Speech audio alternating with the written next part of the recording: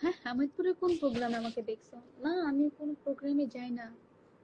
আমি শুধু যাই তোমার আমি কোনো প্রোগ্রামে যাই না। আমি পাবলিক প্লেসে খুবই কম যাই। তোমার আমি যাই হচ্ছে শুটস এর জন্য, রেস্টুরেন্ট ভিজিট করা হয়, তাছাড়া না। 3 লাখ টাকা ঘুষ খেয়ে ভিডিও বানাইছে। হ্যাঁ, 3 লাখ?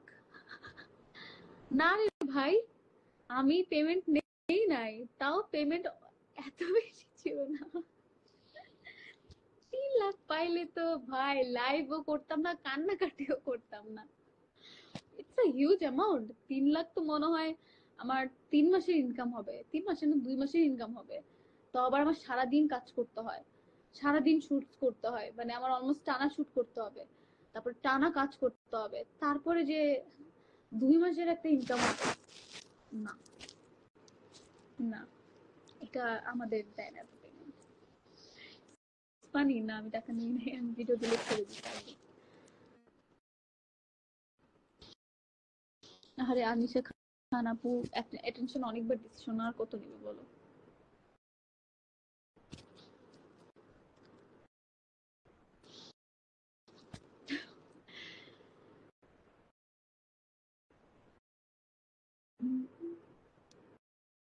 না 30 শেষ না আমার, মানে টু বি অনেস্ট, 30 কেও আমাদের কথা হয় নাই, কথা হয়েছিল, আমি নেইনি টাকা। যেহেতু এটা পেইড ভিডিও ছিল, আমি তো আগেই বলছি ইট ওয়াজ এ স্ক্রিপ্টেড ভিডিও। স্ক্রিপ্টেড মানে কি, এটাই তো আমি নিজে থেকে বলছি। আমি জানি না তোমরা আমাকে বেশি না ফলো করে আমার ফ্যান বেজে হয়ে অন্য মানুষের কথা আগে শোনা, যেখানে আমি নিজে থেকে সব আগে আগে আমি জানতাম বাস খাবো, আমি এর আগে বলে দিচ্ছি যে ভাই আমি ভুল করতে, আমি সবই স্বীকার করবো।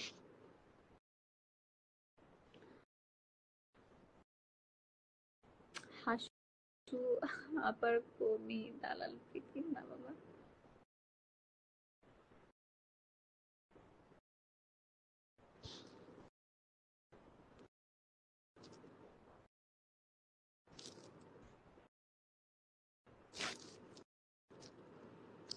আরো অনেকে আছে, নওরিন আফরোজ। হ্যাঁ, নওরিন আফরোজ প্রিয়া আপু আমাকে কল দেওয়ারও বকছে, হ্যাঁ তোরে কে বলছে। আপু তো অনেক টেনশনে পড়ে গেছে। আমার সবার সাথে ভালো বন্ডিং, সবার ছোট আমি, আদর করে, বোঝাইছে, বকছে। তোরে কে বলছিল বলতো তোর এই কাজটা করতে, হ্যাঁ তুই কেন গেছিস? পরে বলছে আপু আমি তো কাল থেকে, আপু এটা হয়েছে। আপু করে বুঝাইলো, ঠিক আছে তুই ভুল করছিস, ঠিক হয়ে যাবে, নিজের টাইম দে, ইয়া কর। ভালো, মানে ইনফ্লুয়েন্সার অনেক ভালো, টু বি অনেস্ট, অনেক ভালো। নরেন আপু অনেক ভালো, আপুর সাথে তো পার্সোনালি আমার দেখা হয়েছে, কথা হয়। আপু অনেক ভালো, আপু অনেক হার্ডওয়ার্ক করে, মানে অনেক। আজকে এখানে, কালকে ওইখানে কাজের জন্য সব জায়গায় যেতে থাকে। আপুর থেকে আমি আরো বেশি ইন্সপায়ার্ড হই। আমি বলি তুমি এত কাজ করো কেমনে আপু? তুমি আজকে বিজনেস সামলাইতেছো, কালকে তুমি ইভেন্টে চলে গেছো, তারপরের দিন তুমি আরেকটা জায়গায় কাজ করতে চলে গেছো। অনেক মোটিভেট, তোমরা অনেক কিছু শেখার আছে আপুর থেকে। হাসিনা আপা থাকলে না, ভাই কি সুন্দর, কত সোজা, এত ভাইয়ের রক্ত দিল, সরি বলছে, শেষ কাহিনী। এখন যদি হাসিনা থাকতো তাহলে সরি কইতো না, লাফাইতো, বিবেক নাই। সি, আমি একটা জিনিস ক্লিয়ার কাট বলে দিই, আমি জানতাম যদি আমি আজকে লাইভেও না আসতাম, আমি সব জায়গায় কমেন্ট সেকশন অফ করে দিতাম, আমার কিছুই হইতো না। কয়দিন পরে এগুলো সব ধামাচাপা হয়ে যেত, কারণ এরকমই হয়, 2 দিন পরে তোমরা আরেকটা টপিক পাইতে তার পিছনে লাগতা। আমিও পাবলিক, আমিও এরকমই করি, আমিও মানুষের এগুলো দেখেই জাজ করি। বাট আমার কাছে আমার ফ্যান বেজ অনেক বড় ব্যাপার, টু বি অনেস্ট। তোমরা আমার জন্য অনেক বড় ব্যাপার, তা আমি ভাবছি যে I have to clear this. আমি এটা নিয়ে গিলটি, আমার এটা সরি বলা উচিত, আমি ঠিক করি নাই, কারণ আমি আমার সাথে এর থেকেও বড় বড় অনেক লাইফে প্রবলেমস হয়ে গেছে। যদি তোমরা জানো তাহলে জানো, আমার সাথে আরো অনেক কিছু হয়েছে। আমি কি টিকে থাকি নাই? আমার কমেন্ট সেকশন এখন দেখো এরকম, আজ এর কোনো কমেন্ট আসে না। তো সবকিছু না দিন শেষে ঠিক হয়ে যায়, কাজ করতে করতে সব। বাট আমি চাই নাই, আমি চাইছি যে আমার যেহেতু এই জিনিসটা নিয়ে অনেক গিলটি হচ্ছে, আমার এই জিনিসটা নিয়ে অনেক খারাপ লাগতেছে, I have to say sorry. আমি সেই দিন থেকে বলতেছি সরি, যে I am really sorry for that video. আমি যেদিন এটা ভাইরালও হয় নাই, মাত্র 10,000 মানুষ দেখছিল আমার পেজে, জাস্ট 10,000, তখনও ভাইরাল হয় নাই আমার এটা। তার 2 দিন পরে যে পুরা বাংলাদেশ ছড়াই গেছে এই ভিডিওটা, তখন তোমরা জানতে পারছো। তার আগে থেকে আমি সরি বলতেছি, বিকজ আমি জানি এটাতে আমার অনেক গিল্ট লাগতেছে, আমার এটা করা উচিত হয়নি।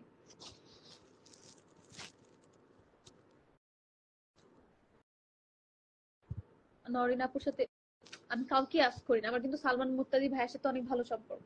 ভাইয়াও দেখা এই জিনিসটা নিয়ে খুবই রিগ্রেট ফিল করছে যে আমি কেন করছি। Everyone each and every influencer যারা চিনে সবাই আমাকে কল দিছে for after that video.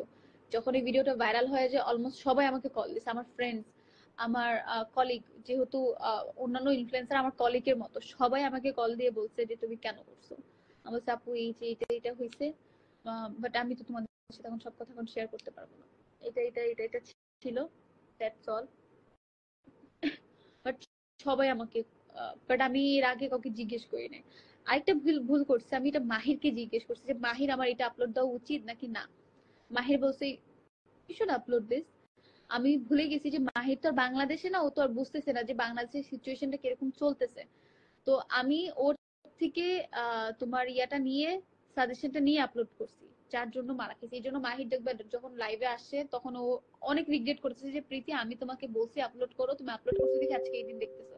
But এটা ওর মিস্টেক না, ও তো বাংলাদেশি না, বুঝবে না বাংলাদেশের সিচুয়েশন কি। আমি জানি, আমি জানার পরেও কেন ওর কথা শুনে আপলোড করছি।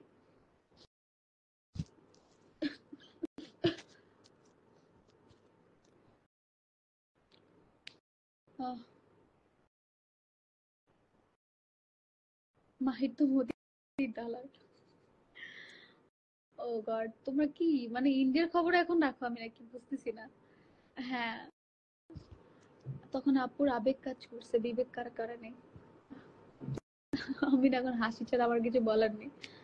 I can't defend myself after this all sheet.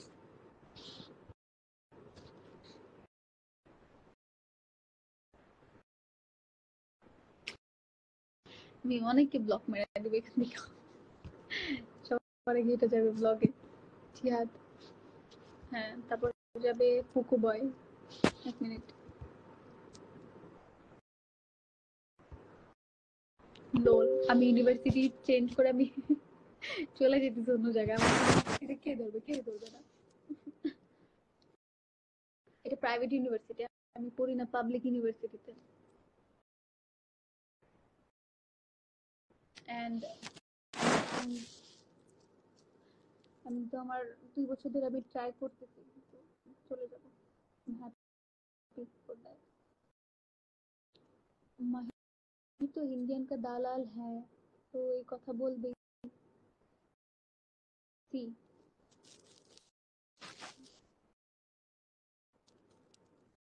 Okay doctor Khadija. C, WhatsApp বে, তুমি হচ্ছে সেই শুরু থেকে আসো, তো আই হোপ তুমি অনেক কিছু বুঝছো, বাট তারপরেও তুমি কেন জানি হেট কমেন্ট করতেছো, এটা তুমি জানো। তারপর হচ্ছে রফিউল হোসেন, তোমরা সেই শুরু থেকে আসো।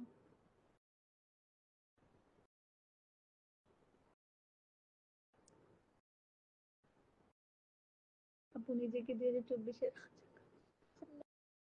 রাজাকার প্লিজ, এসব আজে ট্যাগ দিও না। দালাল আজাকার শুনতে শুনতে এতদিন তাবিজ তাবিজ শুনছে, এখন মনে হচ্ছে তাবিজটা অনেক বেটার ছিল দালাল আর রাজাকার থেকে। ওইটাই শান্তি লাগতো শুনে, এখন এটা আর লাগতেছে না। লিখি লিখি অনেক sick। আমি তো সিক, লিখিও sick। লিখি আজকে হসপিটাল থেকে আসছে, কালকে আবার হসপিটালে যাবে।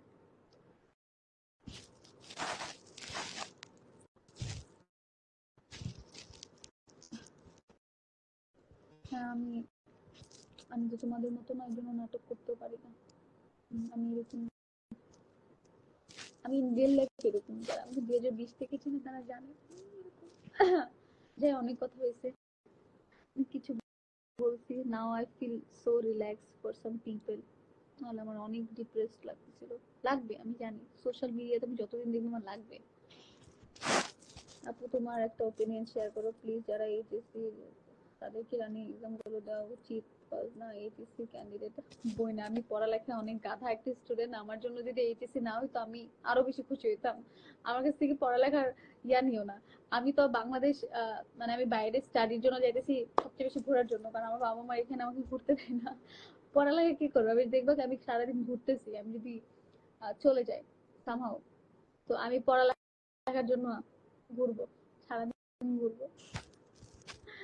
আমি পড়ালেখা মানুষ না, আমি অলওয়েজ ব্যাক বেঞ্চার, তো আমাকে জিজ্ঞেস করে লাভ নেই।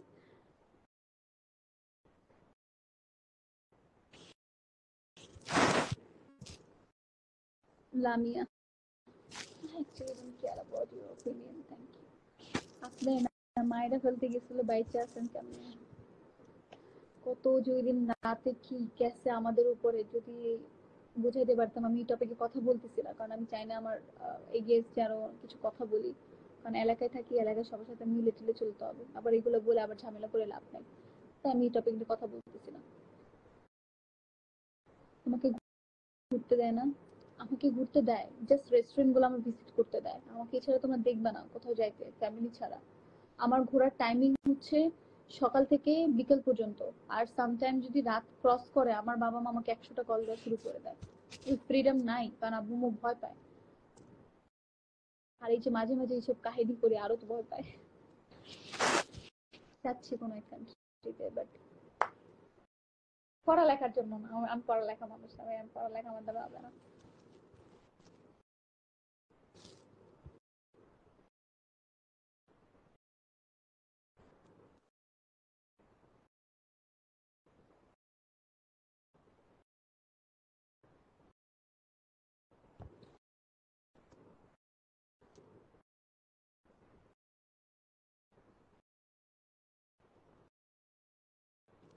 না, লামিয়া পাবলিক তোমার মতো আজেরা ওদের এত টাইম নিয়ে বসে নাই। ওদের জন্য আমার ওপিনিয়ন এত কাজে দেয় না। আর আমি গুলশান বনানীর দিকে ঘুরি, তো they don't care about this videos actually. তো আমি যে এরিয়াগুলোতে ঘুরি তাদের কাছে ওদের নিজেদের লাইফটাই খুবই ম্যাটার করে। তারা আমাকে চিল্লাও কোনোদিন আমার নামে গসিপিং করে না। একটা অনেস্ট কথা বলি, আমি ধানমন্ডি, মিরপুর এন্ড সাম প্লেসে গেলে দে আর লাইক গসিপিং অ্যাবাউট মি, এটা তো টিকটকার, যে প্রীতি, এটা সেটা। বাট আমি যখন গুলশান বনানীতে ঘুরতে যাই, they don't care about anyone. Oh my god, who is she, Preeti, okay, এটা সেটা, ওদের মতো পিকচার তোলা। আমি আমি আরো ওদের দেখে আমি এরকম বলি যে দে আর সো স্ট্যান্ডার্ড। মানে ওদের ড্রেস আপ, কথা বলার স্টাইল, এভরিথিং আমাকে অনেক ইয়া লাগে, অ্যাট্রাক্টিভ আমার জন্য কাজ করে। আমি এইসব প্লেসে ঘুরি। আমাকে ধরে মাইট দেওয়ার মতো প্লেস আমি চাই না, আমাকে পাবাও না। That's all for today's life. আল্লাহ হাফেজ। আর তো কোনোদিন লাইভে দেখা হবে না। গালি এখন খেতে পারবো না, 4-5 মাস পরে কোনো একদিন লাইভে দেখা